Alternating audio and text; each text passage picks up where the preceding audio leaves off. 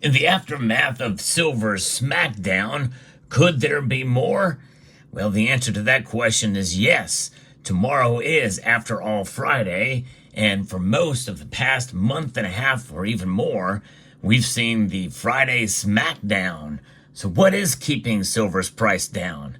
Well, I'm going to tell you a little bit about what is, and also give you a little bit of hope about silver as well in this video as we explore. I've been criticized often enough that I am a downer when it comes to silver. Well, in reality, I am just realistic about the metal, but I am optimistic about it. To me, no matter what the price is, I don't care if silver falls below $20 an ounce. I still believe in it because, well, it preserves your wealth over the long course of time, and it provides opportunities to lower your dollar cost average when the price dips like that. This is why I've introduced a concept called enhanced dollar cost averaging, where you buy a little bit more in dips like what we're seeing right now. And more than maybe usual, however, not outside of your budget or not certainly stretching your finances out to the point where they're unmanageable. That defeats the whole purpose of it. But what's going on? Well, we'll have a little bit of time to digest what happened last night in the markets. I reported on it early this morning, which is unusual for me to do a market report then. I wanted to take the time to do it, even in spite of my schedule, because it was such an important thing that we saw here. And I want to encourage the community that what we saw last night very well could be a combination of factors at play.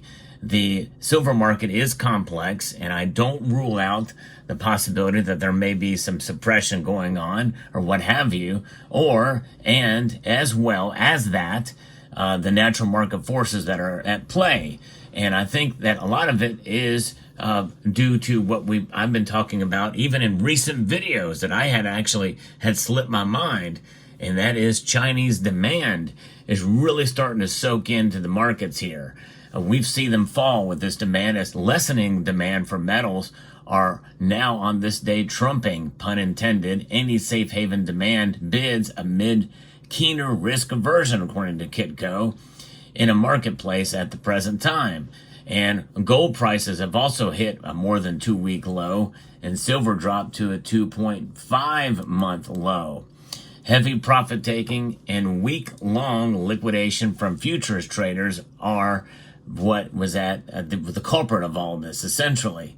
And we also had just released advanced second quarter GDP, which I guess many in the Asian markets had probably anticipated these numbers, showing a rise of 2.8% year on year, which is better than the rise of 2.1% in the consensus forecast. The stronger report likely eliminates the talk of the marketplace that the Federal Reserve could cut U.S. interest rate at next week's FOMC meeting. Nobody had that under the radar anyway. And report did add a bit more selling pressure to the gold and silver markets. And before we continue with that, let me just let that soak in a little bit. The markets react to these numbers almost irrationally, and that very well could be part of what's going on. But keep in mind what we're dealing with here and the timing of all this. We now have a new Democrat presidential candidate, essentially, who has been appointed or crowned with this title here without any votes being cast.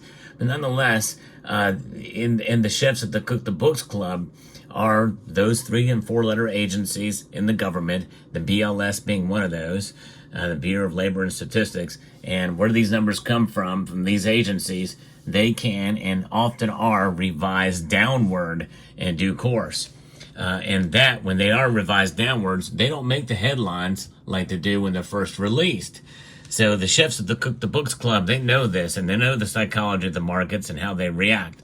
And that is, I think, part and parcel to what's going on here for political reasons. Never underestimate them doing that, even though they're not supposed to.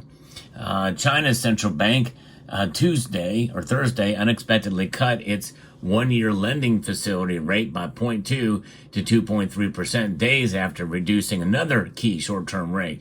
And also, in Canada, they cut their rates a quarter point.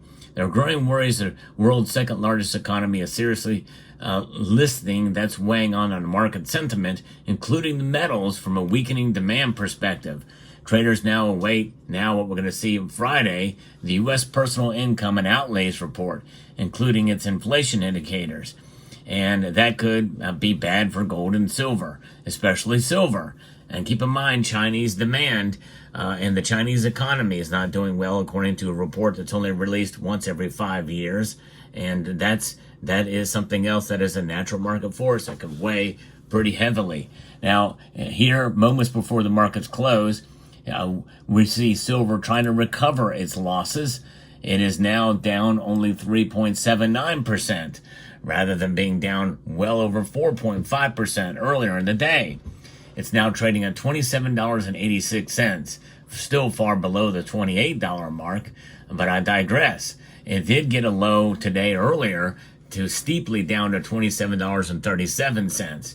But that what we're seeing here with this fall, and with gold down over 1.5%, all the metals are down today.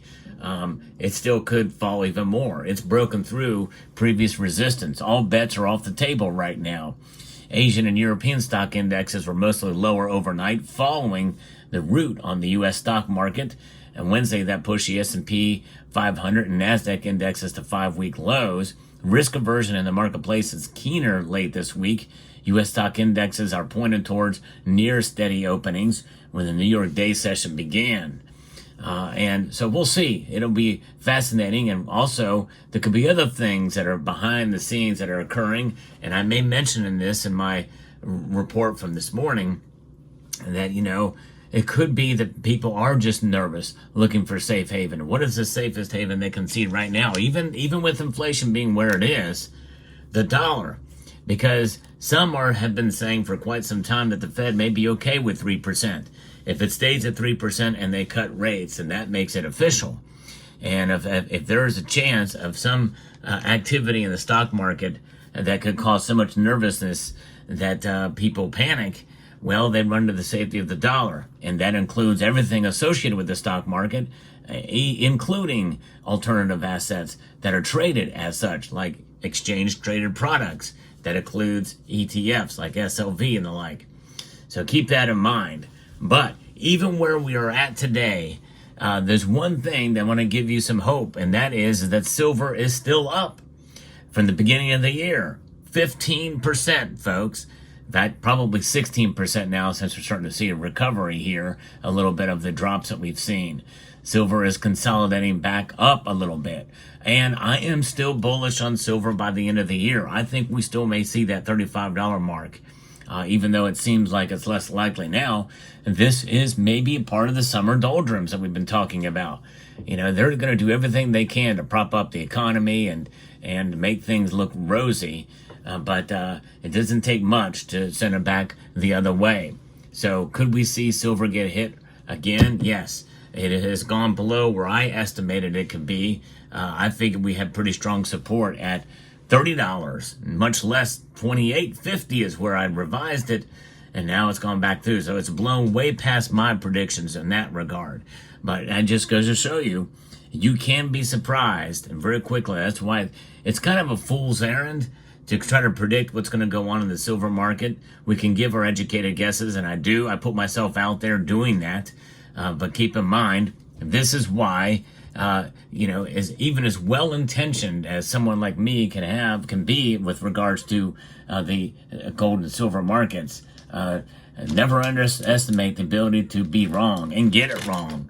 And I got it wrong for this short little prediction that I've done here through the summer of $28.50 and even $30. Well, I didn't actually say that $30 would be a firm level. I was just saying that we should celebrate if it stayed above $30 for a length of time. Now, obviously, that didn't happen, but this provides an opportunity if you're a buyer and if you have faith in what silver is and has been for thousands of years. It provides a good buying opportunity for you. And I think with that in mind, it makes it a lot easier to digest when there's moves like this. It's a gift. It really is a gift in this regard. But that is another reason, as I mentioned before, why I have been focusing more on gold, because it is not nearly as volatile.